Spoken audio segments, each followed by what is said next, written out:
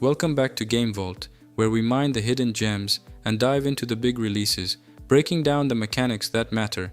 Today's review, Timberborn, a unique city-building simulation where beavers, not humans, are rebuilding civilization after humanity's collapse. But does this quirky post-apocalyptic builder deliver real depth, or is it just another colony sim with a furry twist? Let's dam the river and find out. Gameplay Timberborn drops you into a world where nature has reclaimed the planet after humans disappeared. Your job is to guide a colony of intelligent beavers as they build settlements, manage resources, and survive a harsh cycle of droughts and floods. At its core, the game is a city building and resource management simulator. You gather wood, plant crops, construct housing, and expand your settlement step by step. But unlike most city builders, water management becomes the central mechanic. Beavers rely heavily on rivers and reservoirs to survive. During wet seasons, water flows freely and crops grow quickly. But during droughts, rivers dry up, crops fail, and survival depends on how well you prepared. Building dams, canals, and water storage systems becomes essential to keeping your colony alive. The building system is surprisingly flexible. Timberborn introduces vertical construction, allowing players to stack platforms, warehouses, farms, and housing in layered structures.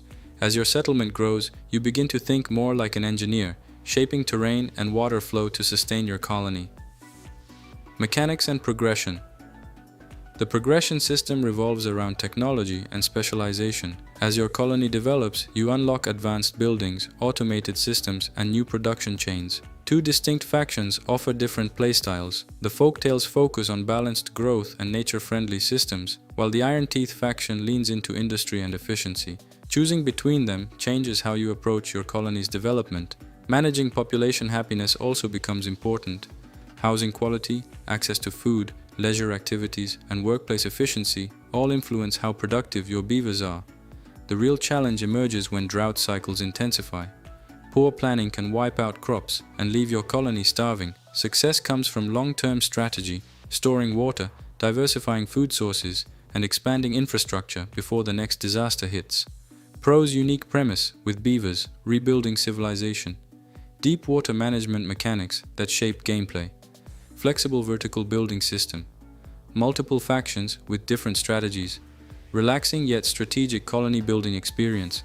Cons: mid to late game pacing can slow down.